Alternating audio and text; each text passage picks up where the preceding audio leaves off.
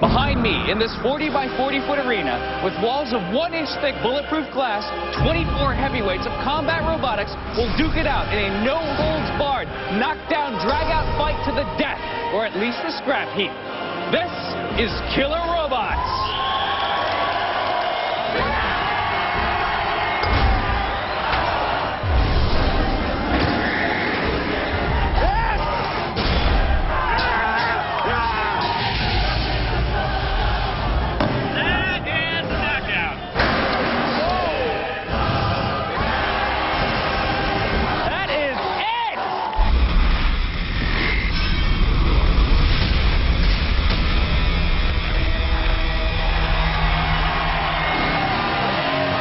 I'm Grant Imahara, and welcome to RoboGames 2011 here in San Mateo, California. This is the Olympics of robotic combat, where teams from across the world showcase a year's worth of work and some lightning-fast remote control moves in the ultimate engineering smackdown.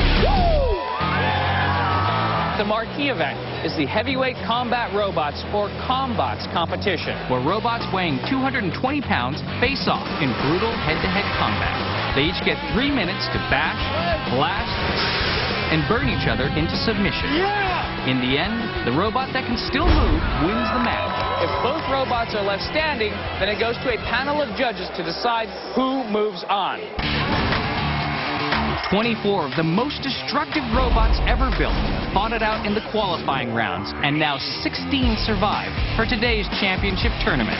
But when the smoke clears, just one will be crowned this year's ultimate killer robot. This is the most competitive field we've ever had. Let the battles begin.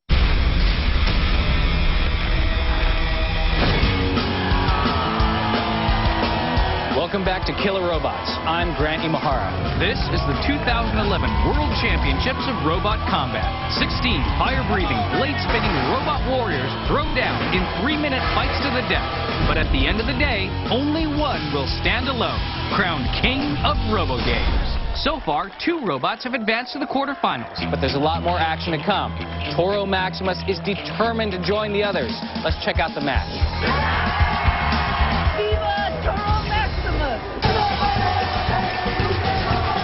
Toro Maximus, the bull from Brazil, and Team Riobotz have traveled more than 2,000 miles to be here today, and they do not plan on leaving empty-handed. Led by Professor Marco and their driver Daniel, this team of students is fresh off a silver medal finish in the 2010 RoboGames. This year, they're determined to win gold, but it won't be easy.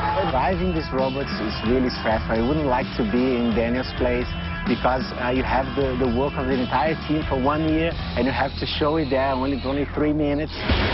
But 3 minutes is all Riobotz needs to do massive damage.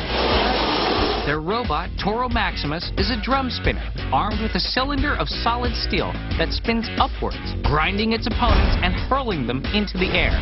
It's a really tough drum bot, 70 pounds drum that spins at 8,000 revolutions per minute. With steel skin as thick as a tank, acceleration equal to that of a race car, and a weapon that spins as fast as a chainsaw, Toro Maximus is the perfect blend of armor, speed, and power. It could make Riobotz the first international team to take home the trophy.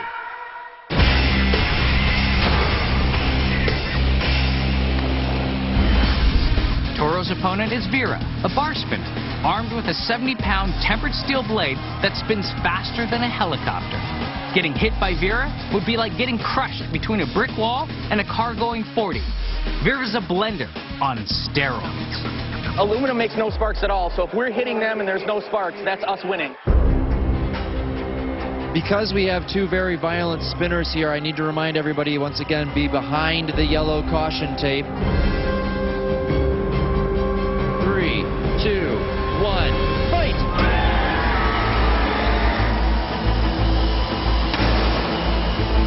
Immediately, a ring taken out of one of the 2 robots. Not sure which one. Both robots are still spinning. When you've got 2 spinners, it's the ideal situation for damage. Toro's got to maneuver around the back, but you know what? They don't care. They're going straight in. A big shower of sparks between the two robots. I gotta tell you, this Brazilian team, they are crazy.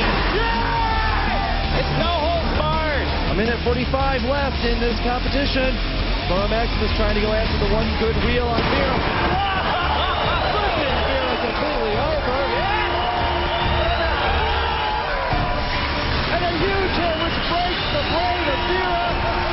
And there's Toro Maximus flipping Vera completely over. That is it. Knockout. It worked so well. Did it work like you thought it would? Yes. That is a classic drum spinner damage match. Team Toro makes their intentions clear. They're determined to bring the trophy home to Brazil.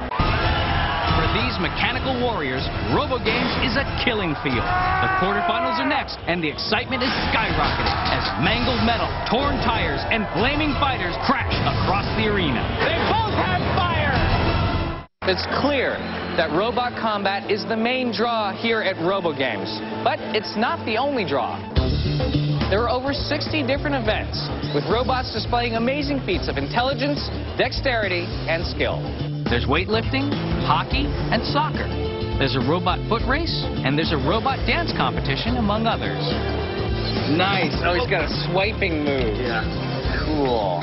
Another popular event is the autonomous walking competition. Without any help from its human, the robot has to make its way through a field strewn with obstacles, up and over a small set of stairs, and across the finish line. It's not easy. All right, I gotta ask. Tell me about the monkey on your back.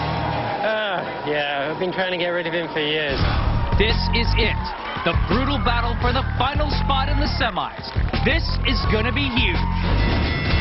Original Sin versus Toro Maximus. Toro Maximus continues its rampage through the bracket, but it hasn't been easy. They beat a blade spinner in the last round, but it took a heavy toll. We've been rebuilding the entire robot since the 3:30 p.m. fight. I got completely wrecked, had to switch motors, and I think we barely made it.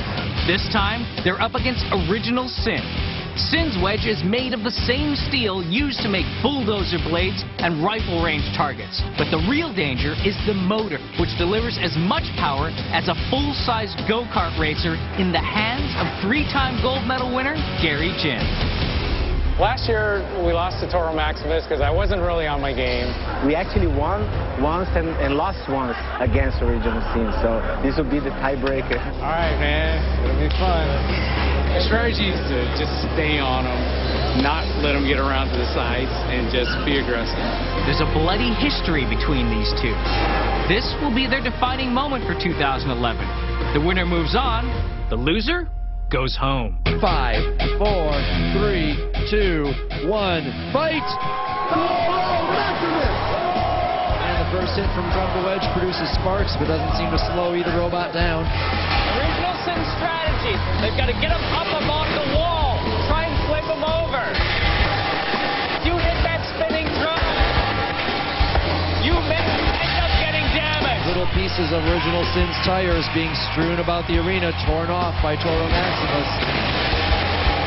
Spinning drum still going. Two very strong robots. The only problem Original Sin has right now is that wedge front that he's relying on to push around. It's getting deformed. If that gets hung up on the arena, it's going to slow him down.